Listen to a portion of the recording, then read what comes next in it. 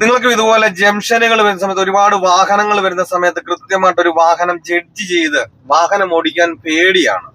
Left side തട്ടും അല്ലെങ്കിൽ right side തട്ടും, ലെഫ്റ്റ് സൈഡിൽ നിന്ന് വരുന്ന വണ്ടി വരുന്ന കയറി വരുന്ന ആ വണ്ടി നമ്മളെ തട്ടത്തില്ല എന്നുള്ള പേടിയാണ്.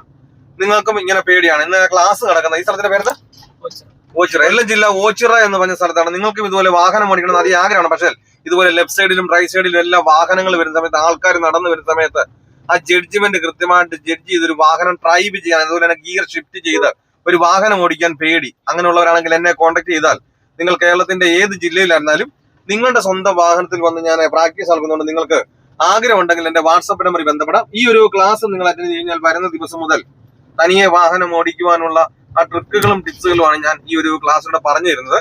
ഞാൻ ഉറപ്പ് തരുന്നു, ഗ്യാരണ്ടി തരുന്നു, നിങ്ങൾ ഈ ഒരു ക്ലാസ് അറ്റൻഡ് ചെയ്ത് കഴിഞ്ഞാൽ വരുന്ന ദിവസം മുതൽ തനിയെ വാഹനം ഓടിച്ചിരിക്കും. അപ്പൊ നിങ്ങൾക്ക് വാഹനം ഓടിക്കണമെന്ന് ആഗ്രഹമുണ്ടെങ്കിൽ എന്നെ കോൺടാക്ട് ചെയ്യാം. പലരും നമ്മളെ മടിപ്പിക്കും, ഈ ഒരു പ്രായത്തിൽ പറ്റില്ല, ലൈസൻസ് എടുത്ത ശേഷം 1-2 പ്രാക്ടീസിന് പോയതല്ലേ, പ്രായം കൊണ്ടാ നിർത്തിക്കുമെന്നും പറഞ്ഞു.